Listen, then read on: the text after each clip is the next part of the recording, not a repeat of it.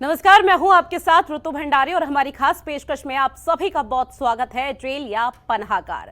आज कार्यक्रम की शुरुआत करेंगे सवालों के साथ, जहां सवाल यह है कि क्या जेल अपराधियों के लिए पनाहगार बन चुका है। ऐसा हम इसलिए कह रहे हैं क्योंकि एक बार फिर गैंगस्टर और इनके गैंग ने सिर्फ सुर्खियों में आ गए हैं, बल्कि अगर इनके खिलाफ जल्द से जल्द सख्त कदम नहीं उठाए जाते तो वो दिन बे दिन अब दूर नहीं है जब अपराध की गूंज और मौत की चीख हर जगह और चारों तरफ सुनाई दिखाई देंगे। क्योंकि जिस तरह से पंजाब के एक बड़े सिंगर सिद्धू मूसेवाला को सरेआम गोलियों से छलनी कर दिया गया, मौत के घाट उतार दिया जाता है और इस हत्या के बाद गोल्डी बरार की तरफ से इस हत्या की जिम्मेदारी ली जाती है, जिसके बाद इसका कनेक्शन लॉरेंस बिश्नोई गैंग से भी सामने आता है। जबकि लॉरेंस बिश्नोई जेल में बंद है और ऐसा न जाने कितने कुख्यात अपराधी हैं जिनके नाम अपराधियों के हिट लिस्ट में सामने आए हैं। इसी के साथ इसमें काफी गैंगस्टर सलाखों के पीछे भी हैं, लेकिन कई बड़े सवाल खड़े उठते हैं क्योंकि पंजाब, हरियाणा, दिल्ली तक इनका आतंक फैला हुआ है। इन अपराधी गुटों के लोग हत्या, लूटपाट, अपहरण कर अपने गुट को मजबूती दे रहे हैं। तो इसमें सवाल ये करना तो अब लाजमी बन जाता है कि आखिर इतनी बंदिशों के बाद भी कैसे ये अपराधी अपने गैंग के जरिए अपराधों को अंजाम दे रहे हैं। क्या इससे जेल अधिकारियों की भूमिका संदेह के घेरे में नहीं आती और इन पर पूरी तरह से कब लगाम लगाई जाएगी, ये काफी महत्वपूर्ण सवाल है।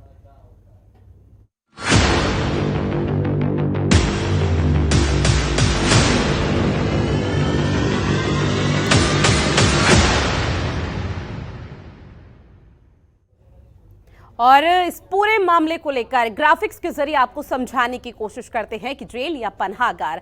जेल से गैंगवार, जेलों में बंद कुख्यात बदमाश जेलों से एक्टिव हो रहे हैं। इनका नेटवर्क इतना मजबूत है कि जेल के अंदर से भी वो तमाम आपराधिक गतिविधियों को अंजाम देते हुए नजर आते हैं। और ऐसे में गैंगस्टर यानी जो गुर्गे हैं, उनके माध्यम से व्यापारी प्रतिष्ठित लोगों से रंगदारी भी मांगी जा रही है, जो कि खुद में एक बड़ा सवाल यहां खड़ा करती है।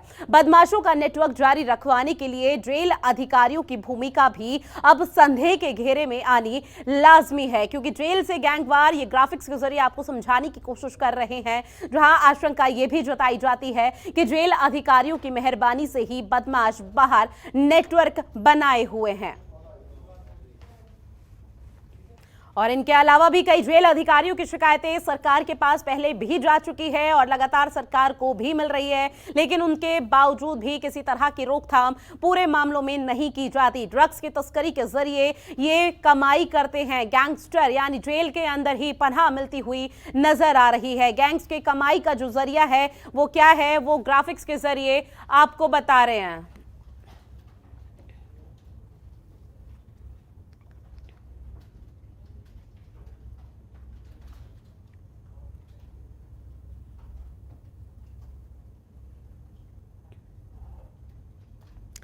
और इस पूरे मामले को लेकर चर्चा करेंगे। हमारे साथ एक खास पैनल जुड़ गया है जिनसे आप सभी का परिचय करा दें। हमारे साथ जुड़ गए हैं AK जैन, जो कि पूर्व डीजीपी उत्तर प्रदेश हैं। आपका बहुत स्वागत है सर। और हमारे साथ ज्ञानेंद्र सिंह, पूर्व DCP पुलिस, दिल्ली पुलिस के जुड़ गए हैं। आप दोनों का बहुत स्वागत है जनतंत्र टीवी में। शुरुआत AK जैन जी मैं आपसे करना चाहूंगी। जेल या पनाहगार, लगातार इस तरह के मामलों में आपने भी बढ़ोतरी देखी होगी कि किस तरह से मामलों की रोकथाम की बजाय ये मामले बढ़ते जा रहे हैं कि जेल के अंदर जो गैंगस्टर हैं, कुख्यात बदमाश हैं, वो बाहर मुख्य सरगना अंदर है और बाहर गुर्गों के माध्यम से यहां पर अपराधों को अंजाम दिया जाता है। आप ठीक कह रही हैं ऋतु जी। ये डिपेंड करता है कि उस प्रदेश में या उस यूनियन टेरिटरी में कैसा माहौल है जी, पुलिस की कैसी व्यवस्था है। उत्तर प्रदेश से भी कभी गैंग्स ऑपरेट करते थे जेलों से, सख्ती की गई उसके ऊपर, STF को डिप्लॉय किया गया, ATS को डिप्लॉय किया गया, जो विभिन्न जिलों की SOG हैं उनको लगाया गया, बहुत से फोन सर्वेलांस पे लिए गए, जो उधर की टावर से जो भी नंबर्स नए प्रकाश में आए उनकी मॉनिटरिंग की गई। उसके बाद इन सब पे कार्रवाइयां हुई। आज की तारीख में आप नहीं सुनती होंगी कि कोई गैंग्स जो हैं वो जेलों के अंदर से ऑपरेट कर रहे हैं, जेलों में एक्सटॉर्शन का पैसा लिया जा रहा है या वहीं से कोई गैंग एक्टिविटीज चल रही हैं। छोटी मोटी अभी भी जारी हो सकती हैं, पर इसके ऊपर जी। बहुत अंकुश लगा है। लेकिन सर, ये जो सिद्धू मूसेवाला जो हाल ही में अभी हत्याकांड हुआ और किस तरह से ये अब अलग अलग एंगल सामने आ रहे हैं, इसमें अब लॉरेंस बिश्नोई जो कि गैंग कुख्यात गैंगस्टर है और ऐसे में वो जेल में बंद है, अब नाम ये भी सामने आ रहा है कि जो बिश्नोई है उसकी तरफ से इस पूरे मामले को अंजाम दिया गया। जी हाँ, मैंने भी पढ़ा है। लॉरेंस बिश्नोई अब से नहीं, सालों से कुख्यात गैंगस्टर है। और ये भी पढ़ा है कि जो 4-5 गैंग्स और हैं दिल्ली में जो ऑपरेट करते हैं, जो कि जेल में बंद हैं, उन्होंने ये कसम खाई है कि इसको 48 घंटे के अंदर अंदर लॉरेंस बिश्नोई का अंत करेंगे। ये कोई अच्छी सिचुएशन मैं नहीं मानता हूँ कि तिहाड़ जेल से इस प्रकार की धमकियां दिया जाना।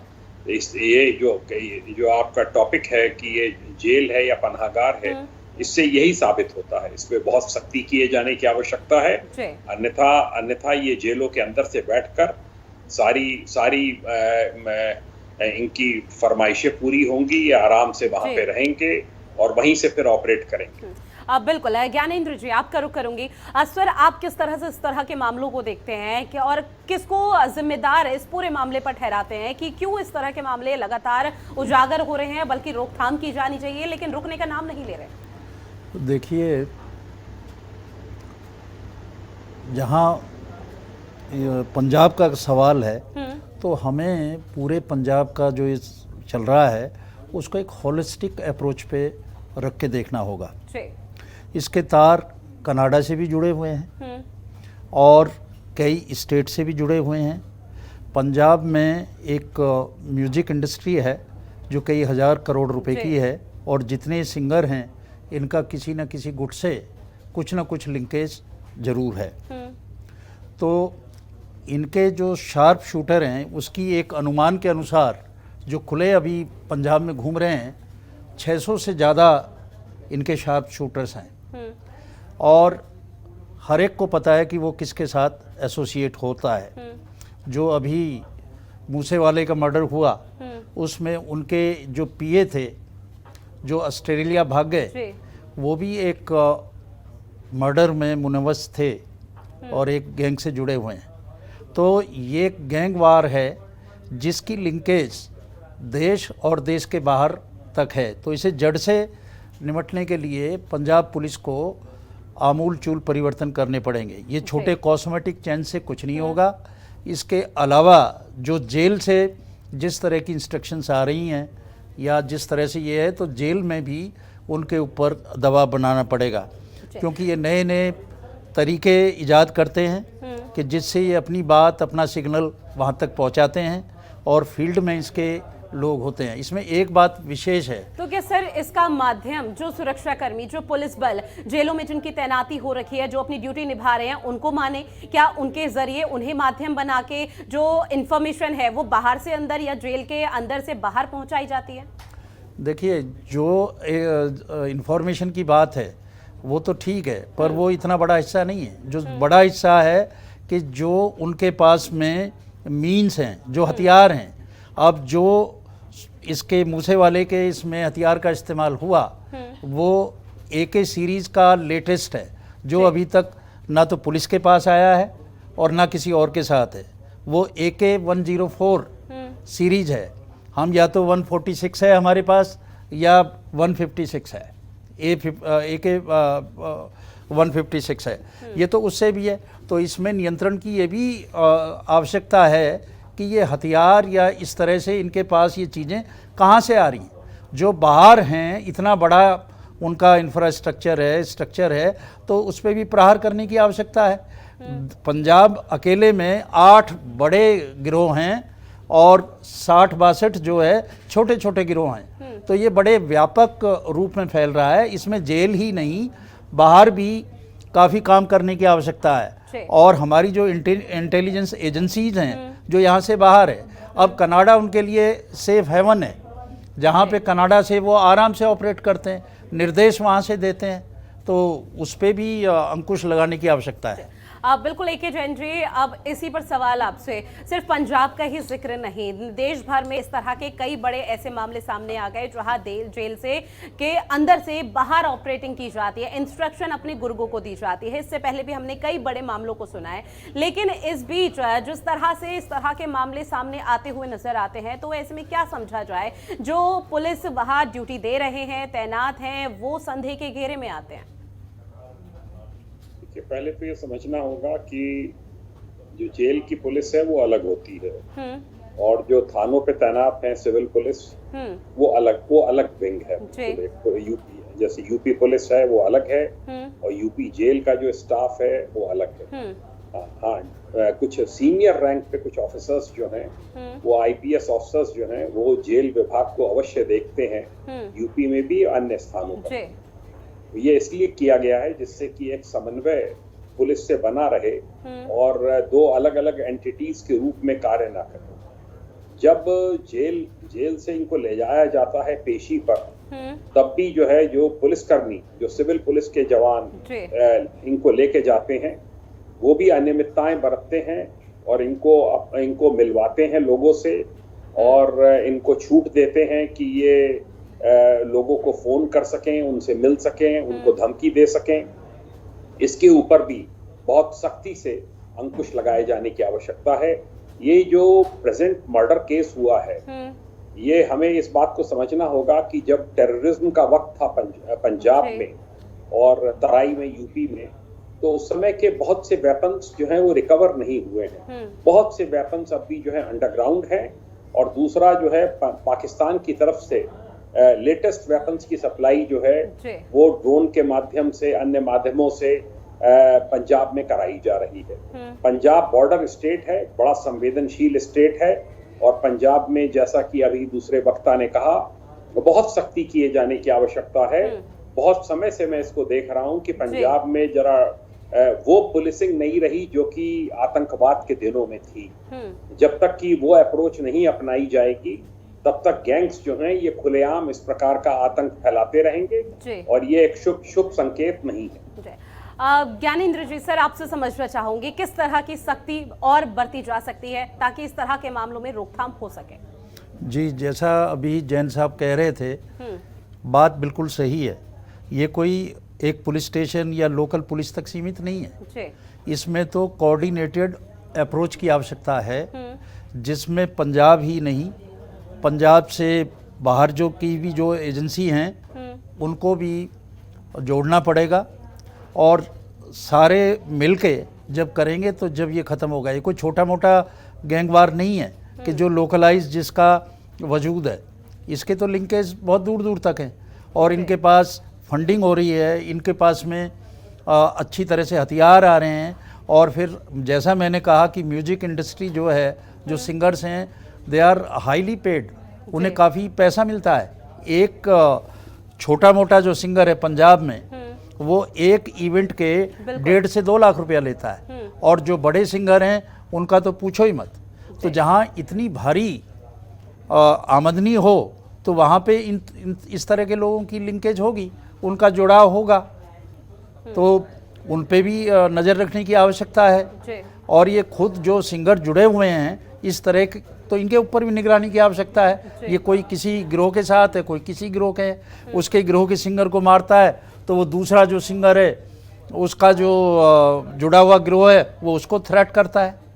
तो ये पूरी ग्रुपिंग हो चुकी है। समझना चाहेंगे कि जिस तरह से जब ये कोई भी बड़ा हत्याकांड होता है तो इस दौरान गैंगस्टर जो भी मुख्य सरगना होता है उसे तिहाड़ जेल या फिर एक बड़ी जेल में भेज दिया जाता है। इस दौरान सजा का प्रावधान क्या होता है? और इस बीच अगर एक और हत्याकांड जेल के अंदर रहकर किसी को भी अंजाम दे दिया जाता है हत्याकांड को, तो उस दौरान क्या सजा में किसी भी तरह की कोई बढ़ोतरी होती है?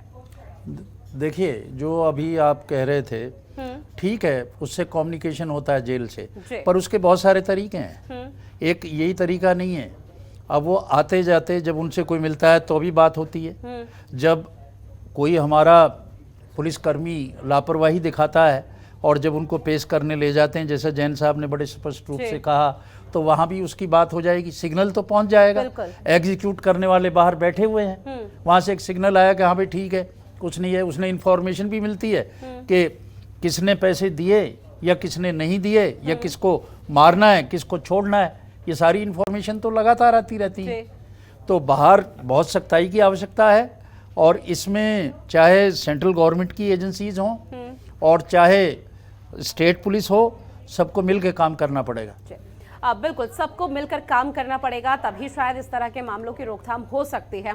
AK जैन जी, जब कोई माध्यम बनता है, जेल का कोई पुलिसकर्मी, जिस तरह से आपने संक्षेप में समझाया, इस दौरान अगर कोई माध्यम बनता है और सामने वो चीज़ आ भी जाए कि इसके ज़रिए, इस पुलिसकर्मी के ज़रिए जो इन्फॉर्मेशन है वो गैंगस्टर की, वो जेल के बाहर गई है, तो इस दौरान क्या कोई सज़ा या कोई सख्ती उस दौरान बरती जाती है?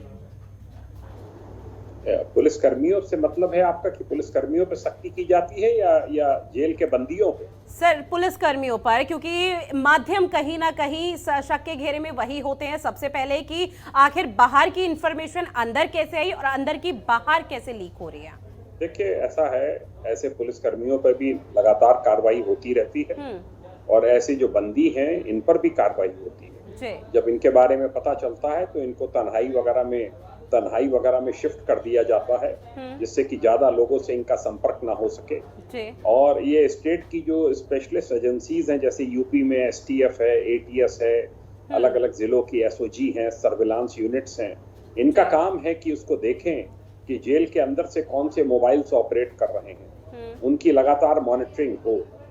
मैं STF में भी रहा हूँ, ATS में भी रहा हूँ, ये मॉनिटरिंग लगातार होती रहती थी, और उसके आधार पे फिर सख्ती की जाती है। रही बात, देखिए, पंजाब की, मैं इतना कहना चाहूंगा, मैंने और भी कई चैनल्स पे कहा है कि पंजाब पुलिस को ये चाहिए, पंजाब की सरकार को ये चाहिए, नई सरकार को, कि बजाय कोई वो दूसरे प्रदेशों में राजनेताओं को पकड़ने के लिए जो दबिशें भेज रहे हैं, जिसमें समय जाया कर रहे हैं, अपने संसाधन जाया कर रहे हैं, दिल्ली पुलिस से टकराव होके चुका है, हरियाणा पुलिस से होके चुका है, एक इंटर स्टेट कोऑर्डिनेशन पे काम करें, इंटर स्टेट कोऑर्डिनेशन बना के रखें, जो अगल बगल की स्टेट्स हैं उनके साथ में बहुत अच्छा सामंजस्य बना के रखें, उसकी मीटिंग्स की जाएं, और सेंट्रल एजेंसीज का पूरा सहयोग मांगा जाए, जिसमें NIA है, रॉ है, IB है, और बहुत सी एजेंसीज हैं, वो सब इंटेलिजेंस कलेक्ट करें, जिस तरीके से पहले पंजाब में जब आतंकवाद का फेस था तब किया जाता था, और उसके बाद फिर क्रैकडाउन होना चाहिए पंजाब में इन सब के ऊपर, बजाय ये कि ये जो एक पॉलिटिकल टसल्स हैं, पॉलिटिकल जो एक रंजिशें हैं, इनको पुलिस के माध्यम से तय कराया जा रहा है, ये कतई ठीक नहीं है। इससे पंजाब पुलिस के अन्य प्रदेशों से और अन्य प्रदेशों की पुलिस के पंजाब पुलिस से संबंध खराब होंगे, और इसका फायदा अपराधियों को मिलेगा इंटर स्टेट मूवमेंट में। बिल्कुल, पुलिस की तरफ से सख्त कार्रवाई यहाँ पर लगातार की जा रही है ताकि इस तरह के मामलों में किसी भी तरह से रोकथाम हो। लेकिन ज्ञानेंद्र जी, इस तरह के जो मामले सामने आते हैं कि जेल के अंदर मुख्य सरगना है और गुर्गों को यहाँ पर निर्देश दे रहा है कि किस तरह से अब आगे का जो भी यहाँ पर वारदात है उसे अंजाम देना है, क्या इसके तार बाहर भी अंतर्राष्ट्रीय स्तर पर जुड़े रहते हैं? बिल्कुल जुड़े हुए हैं। आप ये देखिए कि कनाडा एक ऐसी जगह है कि जहाँ सीधे जो टेररिस्ट हैं पंजाब के खालिस्तानी, वो आराम से वहाँ पर हैं, और उनको कई बार वहाँ का कनाडा का जो गवर्नमेंट सेटअप है वो सपोर्ट करता है, और वो खुलेआम ये सब करते हैं। तो ये सब जाके वहाँ बैठते हैं, वहाँ से आराम से ऑपरेट करते हैं। अब वहाँ से कोई दिक्कत तो है नहीं। दिक्कत इसलिए नहीं है कि आज जो मॉडर्न टेलीकम्युनिकेशन है उससे आप जिसको चाहे उसको कांटेक्ट कर सकते हैं, तो कोई दूरी तो बीच में आती नहीं है। तो मैं तो ये भी कहता हूँ कि जो इस तरह के लोग बैठे हुए हैं जो वहाँ से दे रहे हैं, तो उसको उन पे दबाव डाल के, और सरकार पे, वहाँ की कनाडा की सरकार पे दबाव डाल के उन लोगों पे भी अंकुश लगाना चाहिए।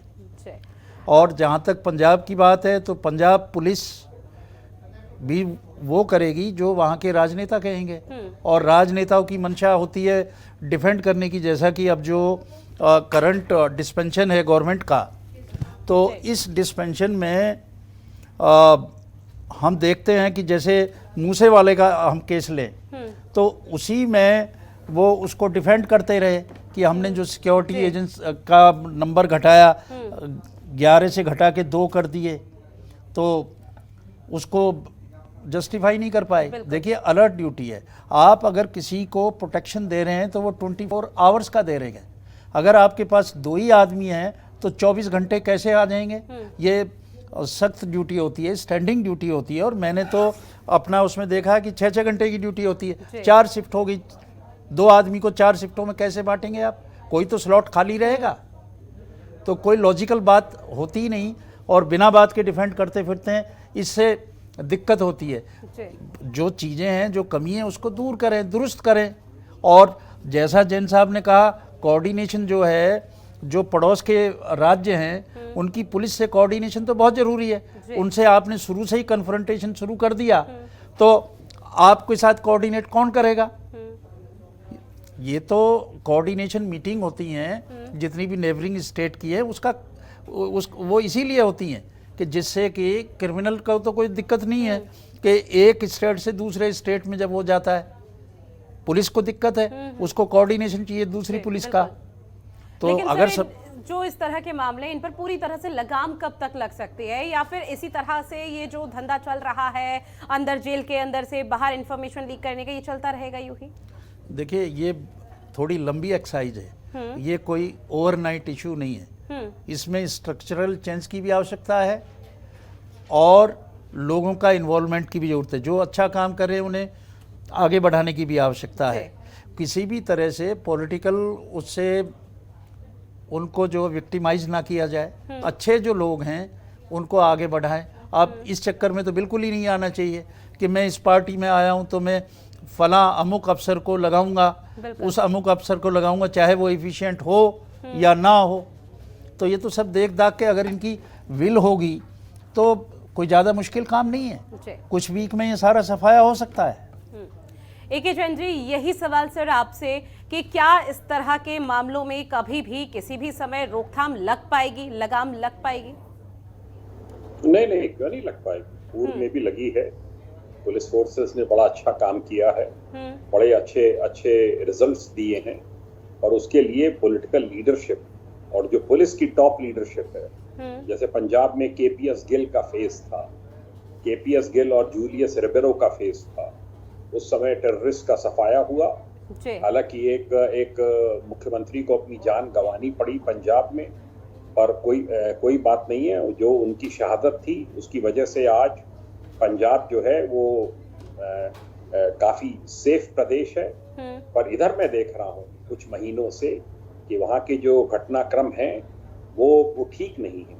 जिस प्रकार से पंजाब में PM के विजिट के दौरान उनको सुरक्षा नहीं प्रदान की गई, एक बहुत छोटी सोच के साथ में काम किया जा रहा है। छोटी सोच से प्रदेश नहीं चलते हैं, छोटी सोच से आप अपराधों पे नियंत्रण नहीं पा सकते हैं। आपको बहुत बड़े दिल का होना पड़ेगा और इन छोटी छोटी चीजों में अगर आप उलझते रहेंगे कि इसकी सिक्योरिटी घटा दो, उसकी बढ़ा दो, इसका ये कर दो, इसके गनर वापस ले लो, बिना थ्रेट परसेप्शन को जांचे हुए, बिना थ्रेट परसेप्शन को आंके हुए, इसका खामियाजा प्रदेश को उठाना पड़ेगा। बिल्कुल। और मैं समझता हूं कि अभी भी समय है जब इस पे सख्ती बढ़ती जाए पंजाब में और सबसे सहयोग लेकर, और इन सब गैंग्स पे जो बॉर्डर में जो BSF तैनात है उनका सहयोग प्राप्त करके, जो उधर से नार्को टेररिज्म हो रहा है, नार्कोटिक्स लाई जा रही है, ड्रोन से वेपन्स और ग्रेनेड्स और सब चीजें लाई जा रही हैं, इन सब के ऊपर सख्ती से रोक लगाए जाने की आवश्यकता है। सब मिलकर काम करेंगे तभी हो पाएगा, संभव होगा, वरना फिर ये लंबा खिंचेगा। जी बिल्कुल। ज्ञानेंद्र जी सर जी, आपसे एक आखिरी और बहुत छोटे से शब्दों में रिएक्शन, कम शब्दों में, कि ये तो बहुत बड़े मामले हैं, गैंगस्टर सरगना, किस तरह से इंफॉर्मेशन लीक हो रही है, लेकिन काफ़ी हद तक छोटे मामलों का अगर जिक्र करें तो उसमें देखा जाता है कि अपराधियों के पास बंदूक, मोबाइल तक जेल के अंदर यहाँ पर मिलता है। तो इस दौरान यहाँ पर अपराधियों को पनाहगार क्या दिया जा रहा है? देखिए, ये इस तरह की घटना होती रहती हैं, हर जगह होती हैं और पकड़े भी जाते हैं और उस पर सख्ताई भी होती है। क्योंकि अगर आप मोबाइल फ़ोन को लें तो मोबाइल फ़ोन जो जेल में जाता है वो ऐसे नहीं जाता कि जैसे पूरा आपका मोबाइल फ़ोन है वो ऐसे चला जाएगा जेल में, उसके पार्ट्स में जाता है, छोटे छोटे पार्ट्स में वो असेंबल करके उससे कम्युनिकेट करते हैं। तो उस पे भी ज़रूरत है कि अच्छी तरह स्क्रूटनी करें, और जो इस तरह के लोग हैं जो वहाँ से ऑपरेट करते हैं तो उनके ऊपर तो विशेष निगरानी होने की आवश्यकता है। और वो किससे मिलते हैं, क्योंकि मिलाई तो आप रोक नहीं सकते, वो उसका राइट है। जेल में वो कोर्ट में भी जाएगा, ये भी उसका राइट है। वकील से मिलना भी उसका राइट है। जी बिल्कुल। तो उस दौरान क्या होता है, डिस्टेंस रखना है, बात क्या कह रहे हैं वो सुननी है नहीं सुननी है, इन सब बातों पे बहुत निगरानी रखने की जरूरत है। एक बार फिर सर मैं उसी सवाल पर लौटूंगी आपके पास जहां से शुरुआत की थी कि माध्यम आखिर बन कौन रहा है? माध्यम तो देखिए, इसमें कोई एक गुनहगार नहीं है जी। इसमें तो कई जगह हैं, बाहर भी हैं अंदर भी हैं, कई लोग मॉरल सपोर्ट दे रहे हैं। जैसा अभी बताया जैन साहब ने कि जब पीएम को रोक लिया जी। और कुछ मिनटों तक वहाँ पे रोक लिया, बिल्कुल। तो उसको सपोर्ट करते रहे कि साहब रुक गया तो क्या हो गया। हमें पता है, मैंने दिल्ली में पीएम के मूवमेंट देखे हैं और एक एक सेकंड का हिसाब होता है मूवमेंट का, और वो किस उसकी जो थ्रेट है वो क्या होती है। ये लोग खुद राजनेता कह रहे तो क्या हो गया अगर 10 मिनट रुक गया तो, इस 10 मिनट का मतलब उन्हें पता ही नहीं है। जब ये सिग्नल हम भेज रहे हैं, जब हम ये सिग्नल भेज रहे हैं कि साहब, और चौड़ी छाती करके हम कहें कि हमने अपने एक मिनिस्टर को जो है करप्शन में खुद पकड़ लिया, इससे कोई अच्छा सिग्नल नहीं जाता। उससे ये जाता है कि तुमने 10 दिन पहले उसको मंत्री बनाया और क्या सोच के बनाया था, क्या देख के बनाया था। तो आम आदमियों में, आम जनता में जो सिग्नल जाता है वो अच्छा सिग्नल नहीं जाता। बिल्कुल, साफ तौर पर कहा जा सकता है कि प्रशासनिक अमले की तरफ से सख्ती बरतनी बेहद जरूरी है। सर समय की कमी है, आप दोनों हमारे साथ चर्चा में जुड़े, उसके लिए आप दोनों का बहुत शुक्रिया। तो किस तरह से मामलों में बढ़ोतरी हो रही है, इसका जीता जागता उदाहरण यहाँ पर लगातार देखा जा रहा है। ऐसे में सवाल बहुत उठते हैं, लेकिन महत्वपूर्ण सवाल यही कि क्या जेल अपराधियों के लिए पनाहगार जेल के अधिकारी ही बनते हुए नजर आ रहे हैं, और जिस भी तरह से माध्यम यहाँ पर बन रहे हैं, क्योंकि आखिर सवाल अंत में यही कि जेल के अंदर जो इंफॉर्मेशन है, चाहे वो छोटा मोटा मुख्य गुर्गा हो, आरोपी हो, या फिर गैंगस्टर ही क्यों ना हो, जेल के अंदर की इंफॉर्मेशन बाहर कैसे जा रही है। हालांकि कई सवालों के बीच कई जवाब ऐसे हैं जो हर किसी को जानने जरूरी हैं, लेकिन अंत में हमेशा सिर्फ सवाल और प्रश्न चिन्ह बनकर ही उभरता है। फिलहाल के लिए हमारी खास पेशकश में इतना ही। आप बने रहिए जनतंत्र टीवी के साथ। नमस्कार। खबरों के निष्पक्ष विश्लेषण के लिए सब्सक्राइब करें जनतंत्र TV and press the bell icon. Never miss any update.